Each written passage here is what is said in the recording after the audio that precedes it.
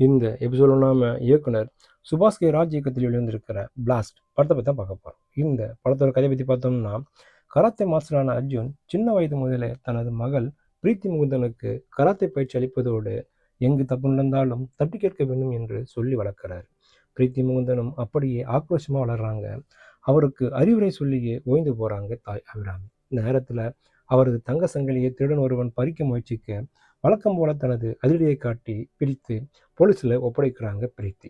சிறிய பிரச்சனை என்று அனைவருமே நேற்று நேரத்தில் இது மிகப்பெரிய பிரச்சனையாக வெடிக்குது. இதனால் அர்ஜுன் குடும்பத்தினர் உயிருக்கே ஆபத்து ஏற்படுது. இதன் பின்னணியில் பெரிய சதியும் இருப்பது தெரிய வருது. இதனைத் தொடர்ந்து தனது குடும்பத்தை காப்பாற்ற அர்ஜுன் மேற்கொண்ட முயற்சிகள் என்ன? இதான் அந்த படத்தோட மீதி கதை. கராத்தே மாஸ்டராக நடித்திருக்கும் அர்ஜுன் 63 வயதிலும் இப்படி ஃபிட்டாக இருக்காரு என்று ஆச்சரியப்பட வைக்கிறாரு. வழக்கம் போல அதிரடி ஆக்ஷனில் வெளுத்து வாங்கியிருக்காரு. தனது மகளுக்கு தைரியம், நம்பிக்கை ஆகியவற்றை சொல்லித்தரும் இடங்களில் நல்ல தந்தையாக மிதறாரு. அர்ஜுன் மனைவியாக நடித்திருக்கும் அபிராமி அமைதி மற்றும் பொறுப்பான அம்மாவாக அறிமுகமாகி திடீரென அதிரடியில் இறங்குவது திரையரங்கையை அதிர வைக்குது. இதுவரை பார்க்காத பிரீத்தி முகுந்தனை இந்த படத்தில் பார்க்கலாம். அதிரடியில் வெளுத்து கட்டியிருக்காரு. எதிராளிகளுக்கு அவர் விடும் ஒவ்வொரு அடியும் இடியாக விடுது. வில்லன்கள் நடித்திருக்கும் ஜான் கோகேன், அர்ஜுன் சிதம்பரம், பவன், பாலஹாசன், வினோத் சாகர் மற்றும் அர்ஜுன் தம்பியாக நடித்திருக்கும் விவேக் பிரசன்னா அனைவருமே சிறப்பான பங்களிப்பை கொடுத்திருக்காங்க. அருண் ராதாகிருஷ்ணன் ஒளிப்பதில் காட்சிகளில் அனல் தெரிக்குது.